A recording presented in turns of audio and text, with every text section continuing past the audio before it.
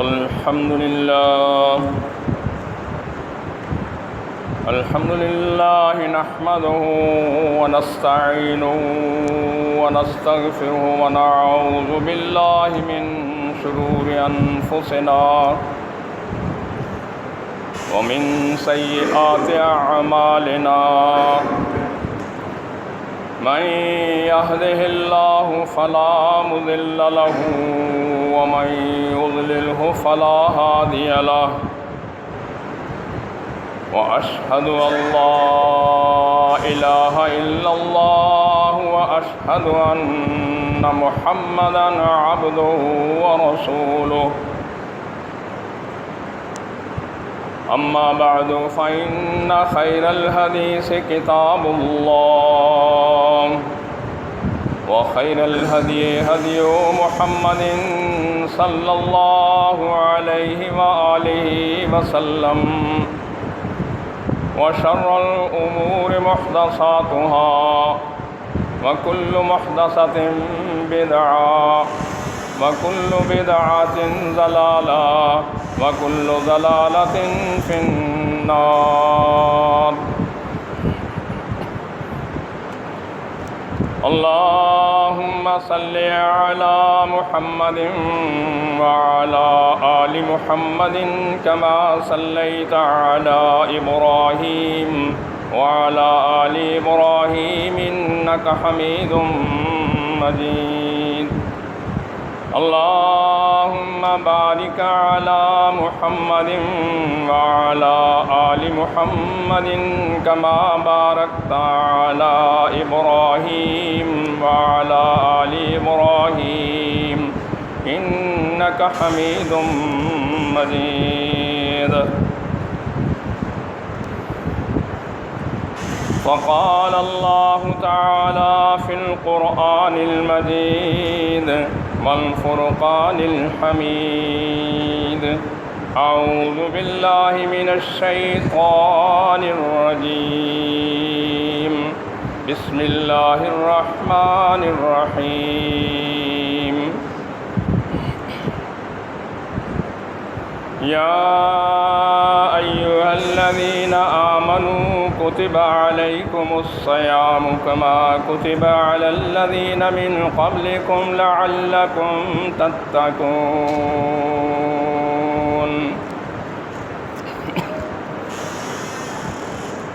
وقال النبي صلى الله عليه وآله وسلم إذا جاء رمضان فتحت أبواب الجنة وغلقت أبواب النار وصفدت الشياطين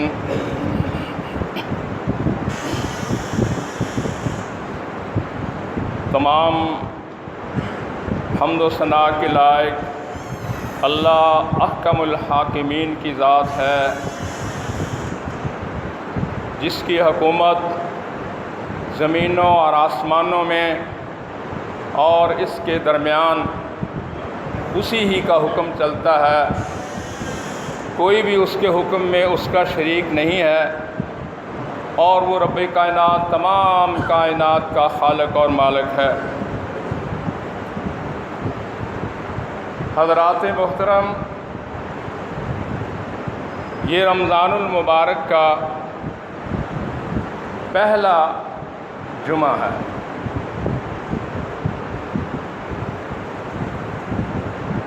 اس سے پچھلے جمعے میں رمضان المبارک کی تاریخ پیش کی گئی تھی اور روزوں کا رفتہ رفتہ ان کا فرض ہونا، اور آخر میں جو بات کہی گئی تھی وہ یہ تھی کہ اللہ کا یہ حکم پہلی قوموں کو بھی پیش کیا گیا، جس طرح کہ اللہ رب العزت کی اس آیہ مبارکہ سے واضح ہے، کتب علیکم الصیام، تمہارے اوپر روزے فرض کیے گئے، کما کتب علی الذین من قبلکم، جس طرح کہ تم سے پہلے لوگوں پر فرض کیے گئے تھے۔ تو اس میں نے جو آخری بات کی تھی وہ یہ کی تھی کہ پہلے لوگوں پر فرض کیے گئے ان لوگوں نے اللہ رب العزت کے اس حکم میں بگاڑ کیا اپنی مرضی سے، ان کے مذہبی رہنماؤں نے بگاڑ کیا، اور اب یہ اللہ پاک کا حکم قرآن مجید کے حوالے سے اور محمد رسول اللہ صلی اللہ علیہ وآلہ وسلم کی زبان مبارکہ سے یہ ہم تک ہے۔ اس میں ہم بھی اس میں اسی بیماری میں مبتلا ہیں جس بیماری میں یہود اور نصارہ مبتلا تھے، حالانکہ اس بیماری یعنی یہود اور نصارہ کیسے مبتلا تھے کہ وہ اللہ رب العزت کے حکم میں ٹیڑھ نکالتے تھے اور اس کی شکل بگاڑ کے رکھ دیتے تھے، حالانکہ اللہ پاک نے ہم سے اس بات کا وعدہ لے رکھا ہے جس وعدے کو ہم اپنی فرض اور نفل نماز میں بار بار دہراتے ہیں اور بار بار یہ یاد کرتے ہیں، غیر المغضوب علیہم ولا الضالین۔ اللہ ہمیں یہود اور نصارہ کے طریقے پر نہ چلنے دینا، لیکن اس کے باوجود یہ ہوتا ہے۔ کس طرح ہوتا ہے کہ ہم میں سے ایسے بھی لوگ ہیں جنہوں نے اپنی مرضی سے جمعے کا روزہ رکھ لیا اور باقی روزے چھوڑ دیے، یا کسی اور دن کا انتخاب کر لیا اور باقی روزے چھوڑ دیے۔ کوئی کسی طریقے سے اللہ کے اس حکم کو بگاڑنے کی کوشش کرتا ہے، کوئی اپنی زبان کے ذریعے سے، کوئی اپنے عمل کے ذریعے سے، اس کی شکل جو ہے وہ بگڑ جاتی ہے، اور ہمیں وہ نتیجہ اخذ نہیں ہو رہا جس کا اللہ رب العزت نے تقاضا کیا کہ یہ تمہیں بھوکا اور پیاسا مارنے کے لیے نہیں ہے، اور نہ ہی اللہ رب العزت کو اس بات میں کوئی خوشی ہے کہ کسی کو بھوکا اور پیاسا مارے۔ صرف اور صرف اللہ پاک نے فرمایا کہ یہ ہے کہ تم اگر ان کو صحیح طریقے سے نبھا لو گے جس طرح کہ میرے پیارے نبی محمد رسول اللہ صلی اللہ علیہ وآلہ وسلم نے نبھایا تو تم متقی بن جاؤ۔ اللہ کے نبی محمد رسول اللہ صلی اللہ علیہ وآلہ وسلم سے حضرت کعب بن عجرہ رضی اللہ تعالی عنہ رسول اللہ صلی اللہ علیہ وآلہ وسلم کے صحابی ہیں۔ یہ حدیث امام حاکم نے اپنی مستدرک میں اس کو اس کی چوتھی جلد میں 153 صفحے پر انہوں نے اس کو درج کیا۔ رسول اللہ صلی اللہ علیہ وآلہ وسلم کے صحابی روایت کرتے ہیں کہ اللہ کے نبی صلی اللہ علیہ وآلہ وسلم نے رمضان سے پہلے فرمایا کہ احضر المنبر، ممبر لے کے آؤ۔ فحضرنا، بس ہم نے اللہ کے نبی صلی اللہ علیہ وآلہ وسلم کو ممبر پیش کیا۔ فلما ارتقى درجة قال آمین، آپ صلی اللہ علیہ وآلہ وسلم اس کی پہلی سیڑھی پر چڑھے تو آپ نے فرمایا آمین۔ صحابی فرماتے ہیں کہ فلما ارتقى درجۃ الثانیہ، جب دوسری سیڑھی پر چڑھے تو پھر آپ نے فرمایا آمین، اور پھر فرماتے ہیں کہ فلما ارتقى الدرجۃ الثالثہ، کہ جب تیسری سیڑھی پر چڑھے تو آپ نے فرمایا آمین۔ یہ یہاں جو ہے یہ بات کرتا چلوں کہ اللہ کے نبی صلی اللہ علیہ وآلہ وسلم تیسری سیڑھی پر چڑھ کے خطبہ دیا کرتے تھے۔ ابو بکر صدیق رضی اللہ تعالیٰ عنہ نے فرمایا کہ میں اللہ کے رسول صلی اللہ علیہ وآلہ وسلم سے کم درجے کا ہوں، صدیق ہوں، وہ دوسری سیڑھی پہ آیا، عمر فاروق رضی اللہ تعالیٰ عنہ پہلی سیڑھی پہ آئے۔ اور یہ پہلی سیڑھی جو ہے یہ وہ ہے کہ علیکم بسنتی و سنت خلفائی، آپ صلی اللہ علیہ وآلہ وسلم نے فرمایا کہ تمہارے اوپر میری سنت اور میرے خلفاء کی سنت، یہ وہ خلفاء کی سنت۔ تو میں یہ بات کر رہا تھا کہ تیسری سیڑھی پر اللہ کے نبی صلی اللہ علیہ وآلہ وسلم چڑھے، صحابی کہتے ہیں قلنا یا رسول اللہ، یہ میرے بھائی خطبے کے اندر بات کرنے سے جو ہے جمعے کا ثواب بالکل ضائع ہو جاتا ہے، بلکہ اللہ کے نبی صلی اللہ علیہ وآلہ وسلم نے فرمایا کہ اشارہ بھی نہ کرو، غور سے بات سنیں تو پھر بات کی سمجھ آئے گی، ورنہ نہیں آئے گی، پھر یہی ہوگا کہ باہر جا کے کوئی ایسی بات کر بیٹھو گے جو اللہ اور اس کے رسول کے خلاف ہوگی، ثواب لینے کی بجائے گناہ لے کے چلے جائے۔ تو اللہ کے نبی صلی اللہ علیہ وآلہ وسلم سے صحابہ کہتے ہیں کہ ہم نے پوچھا لقد سمعنا منک اليوم شيئا ما لنا نسمعه، کہ اللہ کے نبی صلی اللہ علیہ وآلہ وسلم آج ہم نے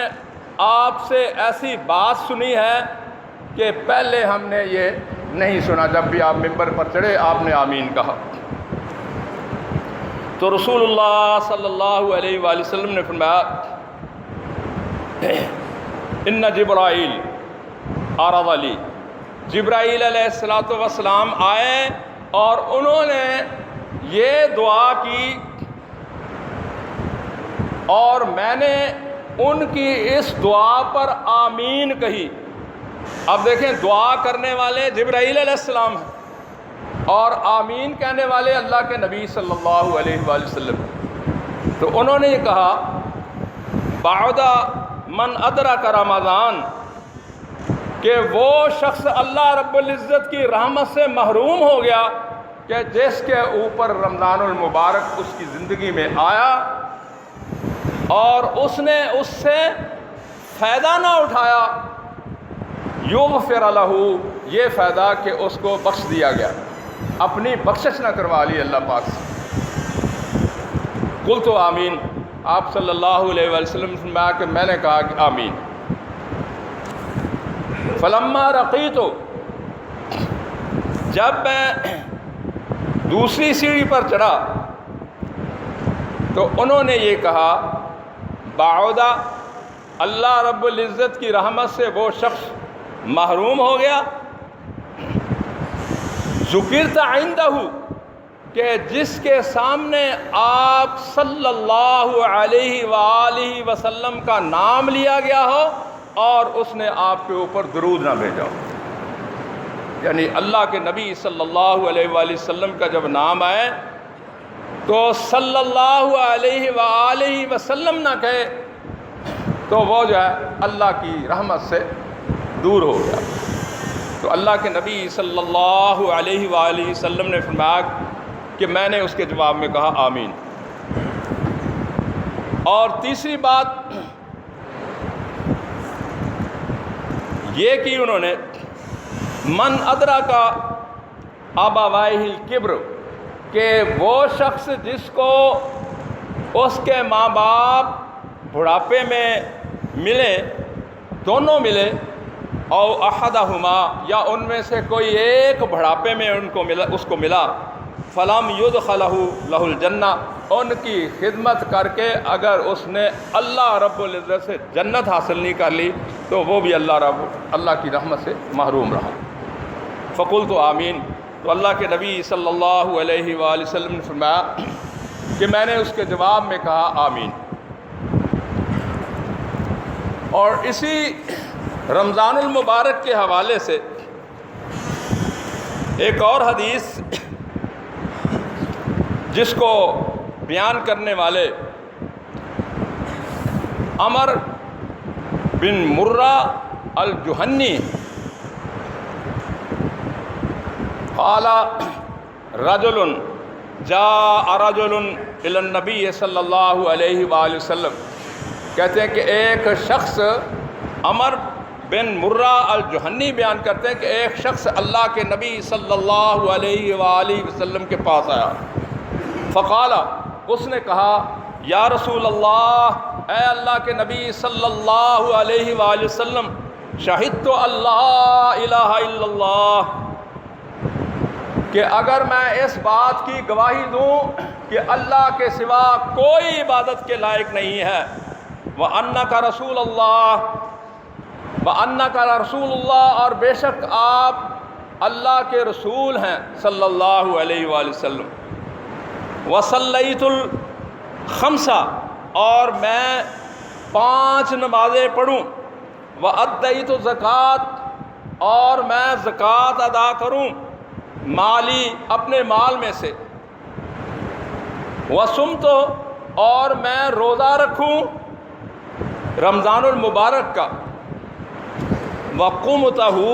اور رمضان المبارک میں قیام کروں۔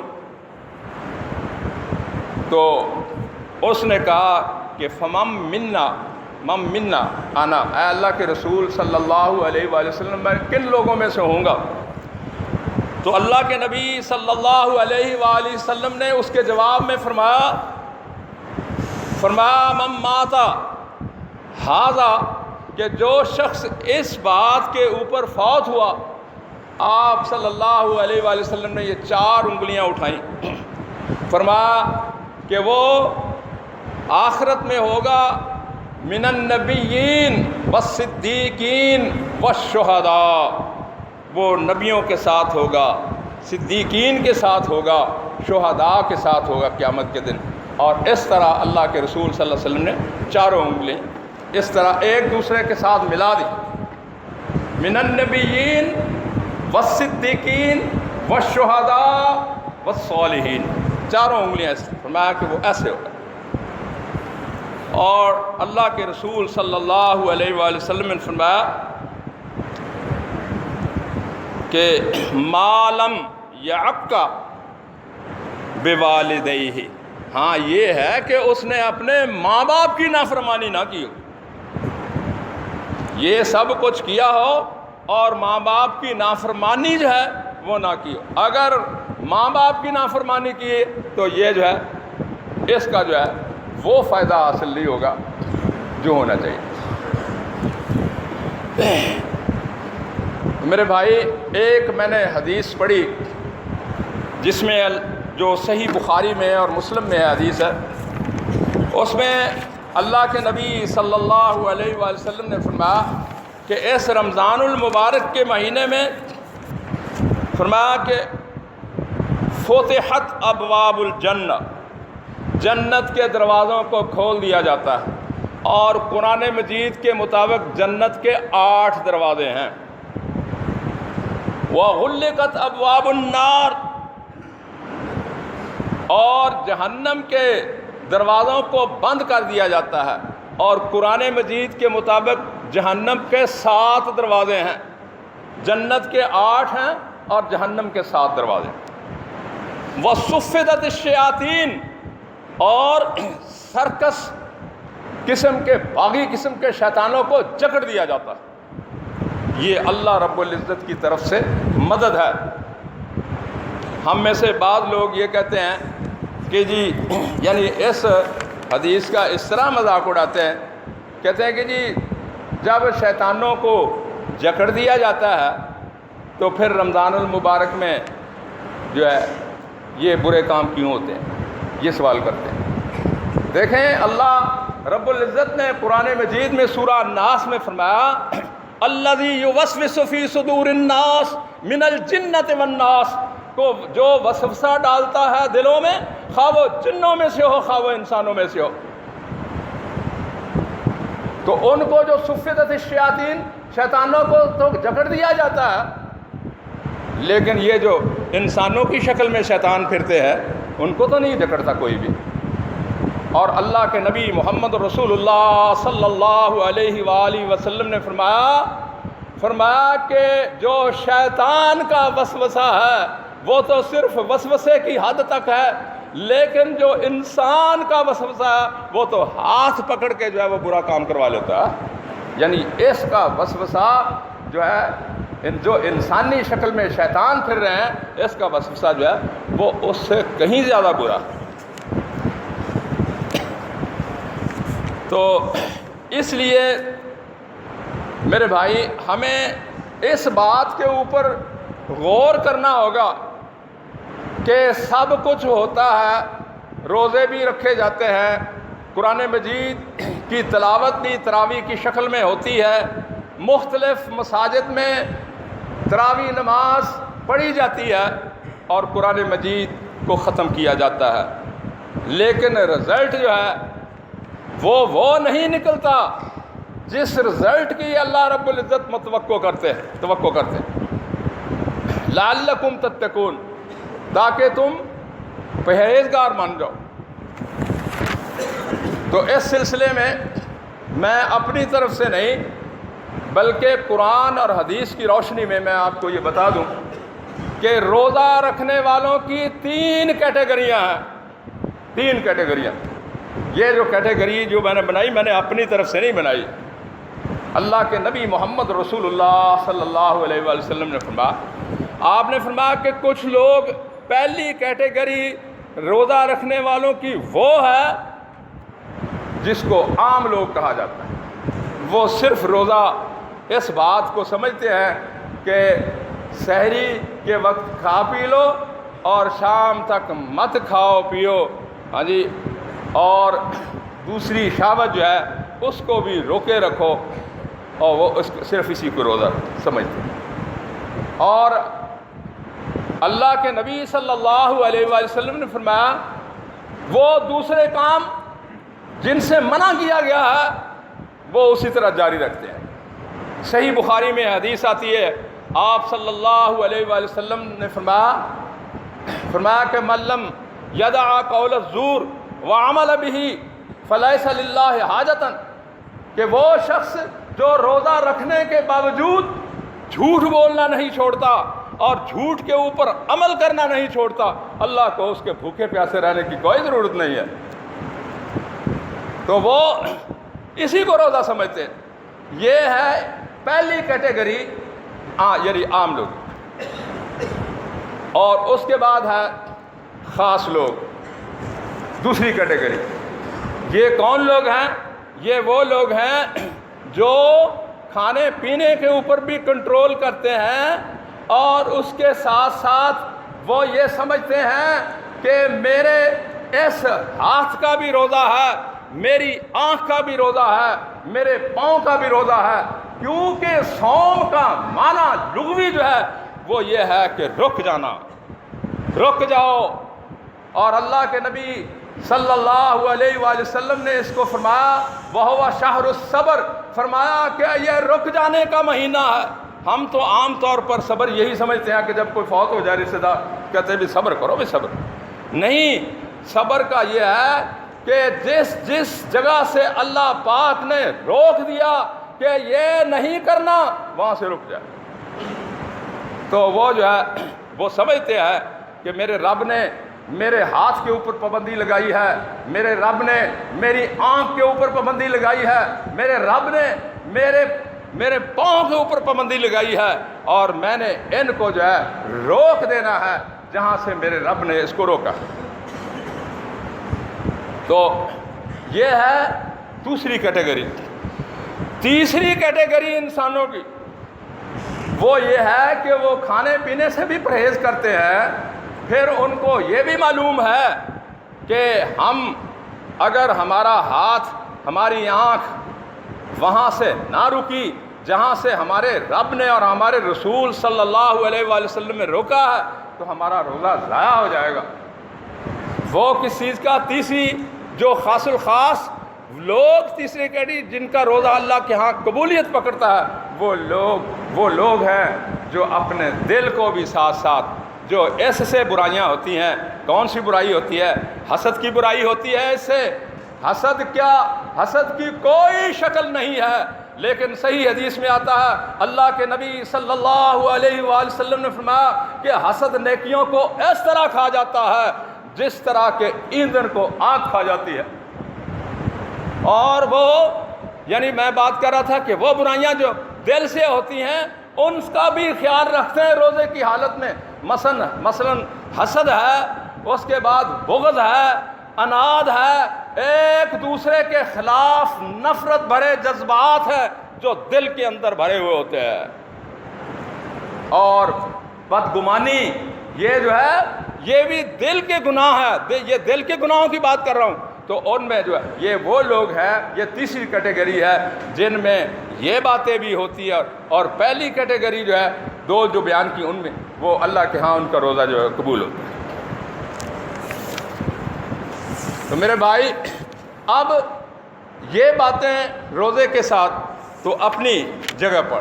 اللہ کے نبی محمد رسول اللہ صلی اللہ علیہ وسلم نے لمبی چوڑی بات نہیں، میں آخر یہ 3 باتیں اس بارے میں فرمائی روزے کی حفاظت کے بارے میں.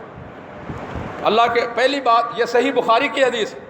پہلی بات یہ ہے اللہ کے نبی صلی اللہ علیہ وآلہ وسلم نے فرمایا فلا یرفس،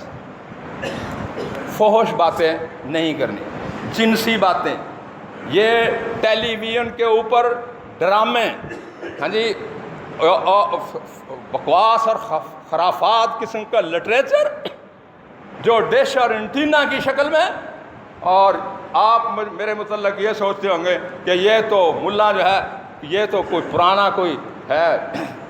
بہت یہ سائنسی ایجادات کی نفی کر رہا ہے. یاد رکھیں اس حوالے سے میں بتا دوں کہ ٹی وی میں نے اس لیے اس کے ڈرامے اور اس میں جو خرافات اس لیے اس کو کہا کہ وہ روزے کے نیکی کو نقصان پہنچاتا ہے. اللہ کے نبی محمد رسول اللہ صلی اللہ علیہ وآلہ وسلم کی بیوی حضرت زینب بن جہش رضی اللہ تعالی عنہ، ان کے بھائی کو ایک خواجہ سرا جس کو آپ اپنی زبان میں خسرا کہتے ہیں، اس نے کہا کہ تم خیبر کے اوپر حملے کے لیے جا رہے ہو، وہاں ایک امیر آدمی ہے فلاں فلاں، اس کی ایک بیٹی ہے، اس کی یہ ہے، اس کا چہرہ ایسے ہے، اس کا جسم یہ ہے. میں وہ حدیث کے الفاظ بیان نہیں کرنا چاہتا. تو اس نے یہ باتیں کی. اللہ کے نبی محمد الرسول اللہ صلی اللہ علیہ وآلہ وسلم سن رہے تھے. آپ نے فرمایا کہ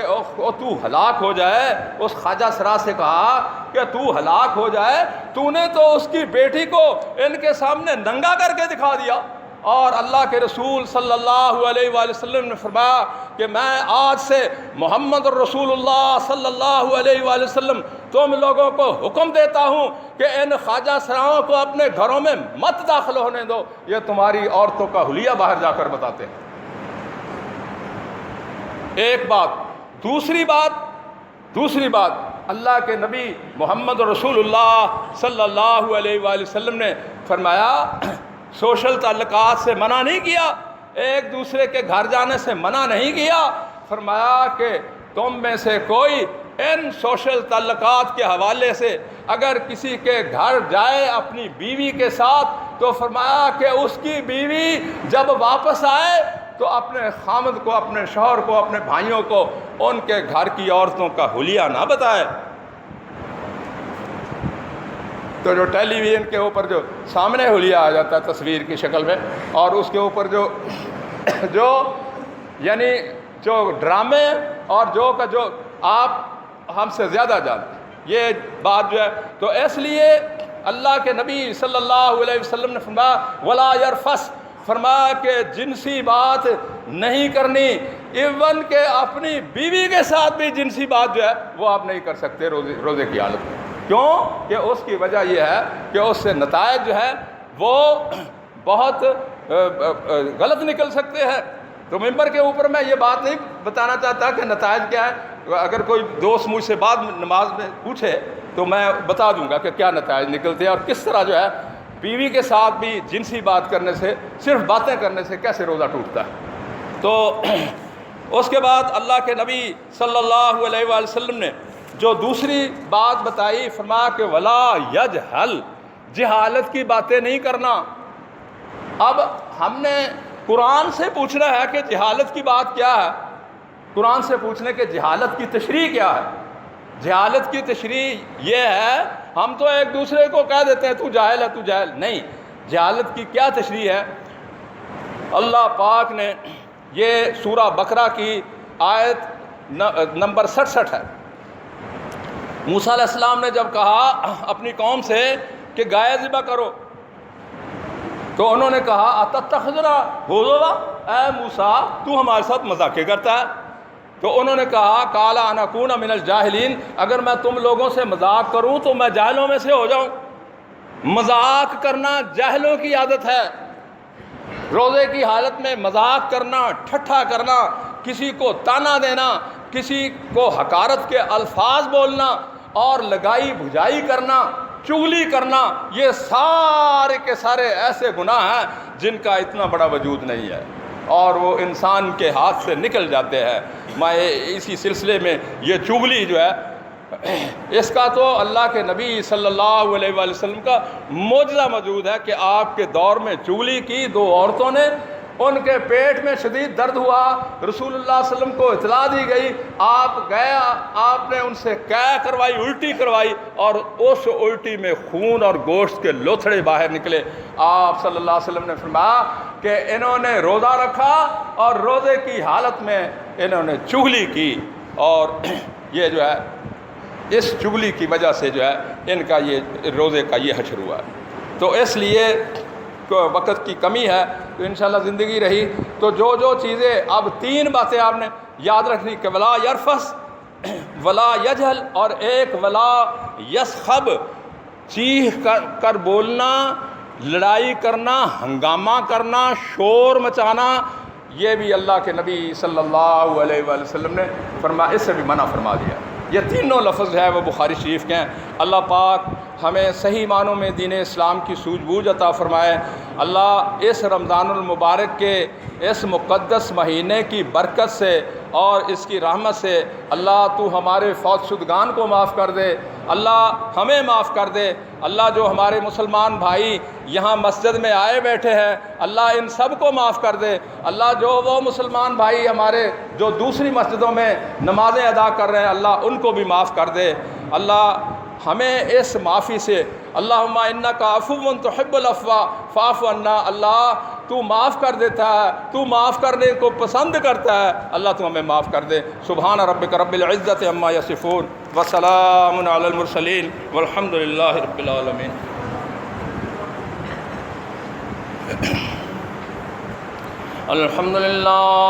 الحمد للہ نحمده ونستعینه ونستغفره ونعوذ باللہ من شرور انفسنا